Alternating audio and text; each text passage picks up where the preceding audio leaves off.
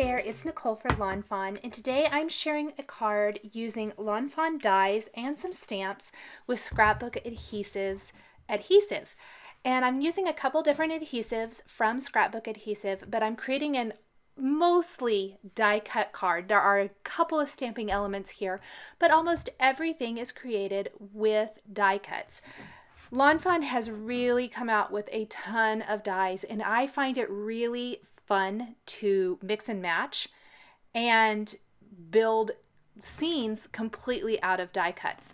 This is the background sky die cut using the landscape stitched hillside backdrop. So the piece from the inside that's going to be the sky, I like to use everything. This was die cut from some of the mermaid cardstock. So I'm going to use not only the frame but the inside piece, and I inked up the sky with a little Salty Ocean Distress ink. I like to add a little distress ink. I think the shading offers a nice touch on most, maybe not all, but most of the elements. Now I also die cut some of the Noble Fir Cardstock using a stitched hillside border that perfectly matches the awesome border in the stitched trees. Plus, I die cut another one of the portrait stitched hillside backdrop from the Noble Fir Cardstock.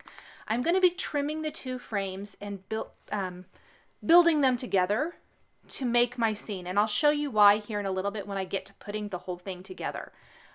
Meanwhile, I am inking up the Noble Fir layers with Mowed Lawn Distress ink. It just deepens and darkens and gives a nice rich dimensional feel to the design. This border is going to be layered over the stitched trees border, which was die cut from some dark brown cardstock from Simon Says Stamp, and then that layer with the stitched hillside border that perfectly matches the die line of the stitched trees.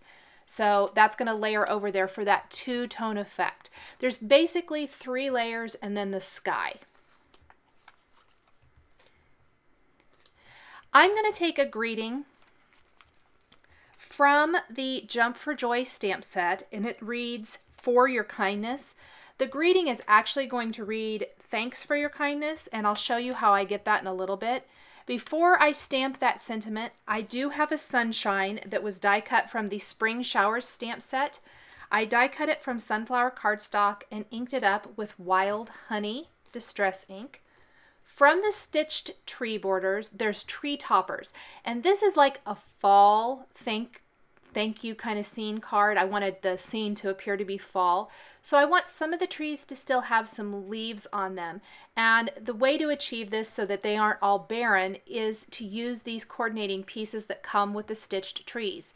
They're die cut from Fake Tan, Sunflower, and Chili Pepper Lawnfawn cardstocks, then inked up with Abandoned Coral, Fired Brick, and Wild Honey Distress inks. This gives them a lot more dimension as well. And I got way too much Fired Brick Distress ink on my first tree, and I tried to fix it and there was no way to fix it. So I'm going to die cut another one of those and ink that up. And these are all going to go behind the stitched tree borders.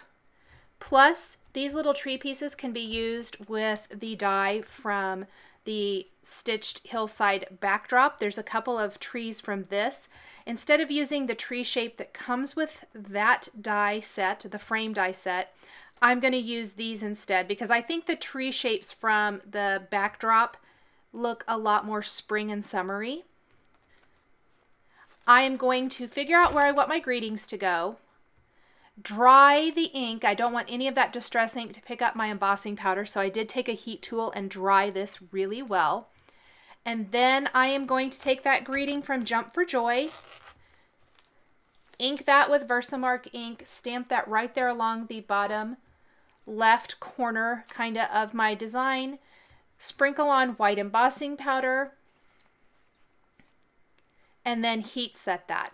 I love the look of white embossing powder, really nice and bright white and crisp against this dark green cardstock. go ahead and put my embossing powder away.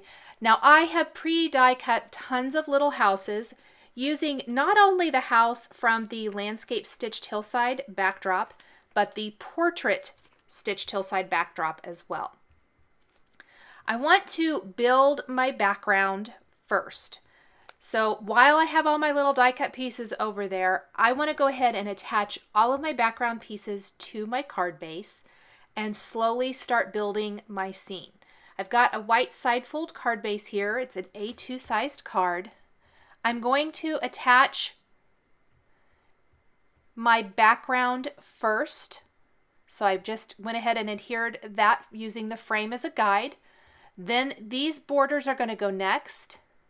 My sun needs to be peeking out from the horizon, and I am using some of the awesome, oh, I'm so sorry, I dropped something, adhesive dots from Scrapbook Adhesives. The Dodds permanent adhesive, these are the small ones, work great. They're just little glue dot type things that work fantastic for attaching small dies. Same thing, I'm going to use these for those trees in the background. Put a couple of these adhesive dots on the back of each. Not all of the trees are going to still have leaves on them, but 3 of them will. I think it's okay for a couple of them, especially building this fall scene. Some of the leaves are off of some of the trees and some still have their leaves. Now that one tree is kind of hanging off the edge, so I'm going to just trim that up a little bit so that my frame layer lies a lot nicer against this. So here I'm just snipping that off. That's going to help my frame lie nicer. With the frame, I need to take my green layer and my blue layer. The reason being is when I create frames like this, or a scene, I guess I want to say like this, I want it to kind of be a seamless transition. So I need to mark where that green border is on my frame, that green border from the background, so that I can line that up and the seamless transition goes from sky to land, if that makes sense. And I just want to make sure that's trimmed and kind of follows the same curve and really looks like it's part of the design. And I'm going to even go in with my distress inks and ink up a little bit here, just a little salty ocean along the edges, little mowed lawn along the top 2 little tips here, so that it coordinates nicely. Attach the green to the blue frame, and then here is where the foam adhesive comes in. And I talk about these a lot in my videos, but the Scrapbook Adhesives thin foam squares are my favorite foam adhesive. They come in a couple sizes. They also come in 2 colors. I'm mixing and matching my colors on the back of my frame here. Not really so much because for any reason other than I ran out of the large white ones. So I'm going to use large black ones down here. But there is specific times that the black adhesive squares have come in so super handy, and I'm even going to share that here in a little bit when I put some of the elements in the scene. You're going to see why these black foam adhesive squares are definitely something that are fantastic to have in your craft stash. So other than this, and really it doesn't matter, no one's going to see this, it's on the back. But this is going to make this layer raised up. Now, even the small squares are a little bit, you can see them just a tiny bit when I put the frame over there. So what I ended up doing was just taking my scissors and kind of going around the frame and snipping off just a tiny sliver there. You can kind of see what I'm doing off of some of those foam squares so that they aren't so visible when I place my frame down. They're really almost exactly the same width as the frame. You can just see them with a little bit of dimension. I'm going to remove the backing paper from all of those foam adhesive squares. And because they are a thin foam adhesive square, they add dimension, but not a ton of bulk. It's not really thick foam adhesive, which I think is fantastic. I use these all the time in card making.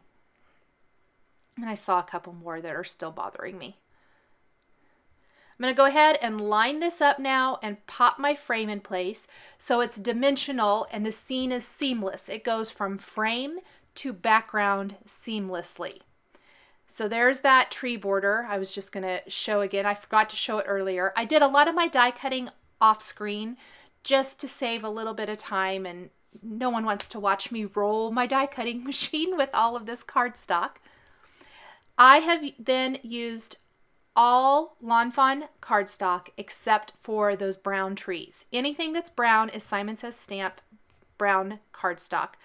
But that blue Jay cardstock of the one house and then the roof of the other, I love that.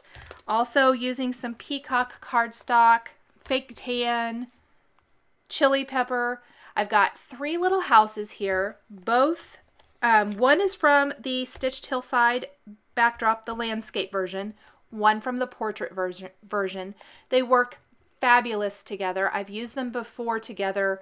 You can use these in so many different ways. I love these little houses. And then they've got these little solid rectangles that you can pop behind. And I want it to look like, you know, the lights are on, the sun's shining here in my little fall scene. So behind each of those, I colored the yellow squares with the Wink of Stella clear glitter brush pen.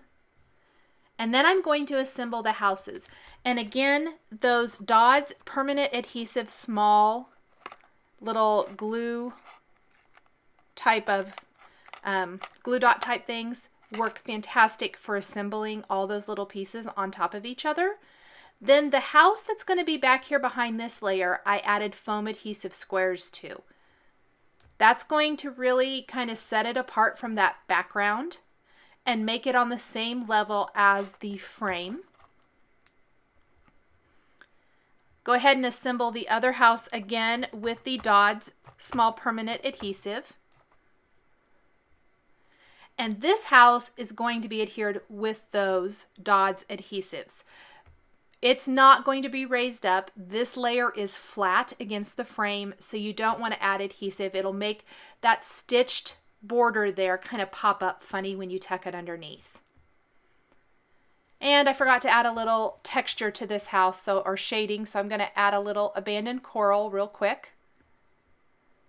The trees are what are so amazing.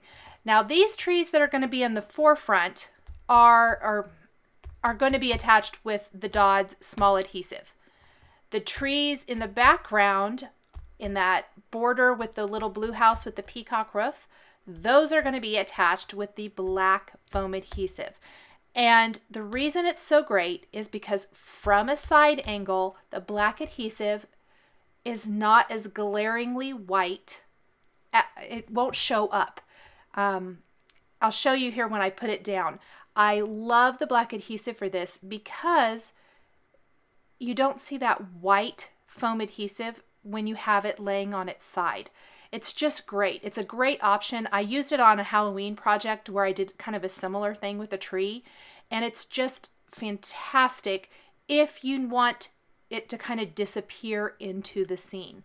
So I've trimmed down a small square foam adhesive because they're too wide for the back of these trees. The trees are from the landscape Stitched Hillside backdrop. So there's what it looks like. I just trimmed it into thin little strips, popped it on the back there, and then I'm going to put my tree right in place, and it works wonderfully. The little hearts are from the Fancy Box die collection. There's actually the word thanks that I'm going to be using for the greeting, and then this little teeny tiny heart. I die cut 3 of these hearts from Chili Pepper Cardstock, adhered them to my scene, and now I'm finishing with glossy accents on the hearts and the roofs. Adds a nice glossy finish to those. I've die cut the word thanks from some cardstock attached to Fun Foam. And then I die cut that and I'm popping it out. This is a smaller size scripty die than some of the standalone dies from lawnfawn. And I love them for working. They just kind of fit so nicely with so many different greetings. Lots of mixing and matching going on in my card here. And I inked it up with a little Fired Brick Distress ink. Popped out all those little pieces from inside. And then I'm just going to carefully attach this right here above my stamped and embossed greeting so that the entire greeting reads, "Thanks for your kindness." And at this point, really, it's just all finishing touches. The scene is basically built. Because I added glossy accents to the hearts and the roofs, I decided to go ahead and add a nice layer of glossy accents to the word thanks. It will give it a nice shiny finish instead of the dull matte finish, which I think coordinates nicely with the other glossy accents elements here. And it's really easy to do if you have a fine tip applicator of some sort on your bottle of glossy accents. Nouveau crystal drops will work as well, or crystal glaze. But then I really felt like my scene needed some leaves on the ground. So this is the only other stamping besides that one little sentiment phrase. These leaves are from Happy Harvest, stamped in shades of lawnfawn ink, pumpkin spice sunflower, and my red, which is chili pepper. I die cut them with the coordinating dies, tuck them around the scene using those Dod's small adhesive dots. And it really finishes off the design so nicely. Gives it that fantastic fall feel. Here's those little Dod's dots that I was talking about. And they look great around those little barren trees where the leaves have already all fallen off. Just so fun. I think it's great to go through your die collection and see what works and what you can mix and match to create truly unique scenes created completely from die cuts. I'll add just a few more of these leaves here. And that will finish off my fall themed scene thank you card. Thanks for joining me today for this project featuring lawnfawn stamps and dies and scrapbook adhesives. I love their adhesives. I hope this has inspired you to use some of your adhesives and some of your lawnfawn products to create a scene card. For more information, please visit the Lawnfawn blog. Thanks for watching, and we'll catch you next time.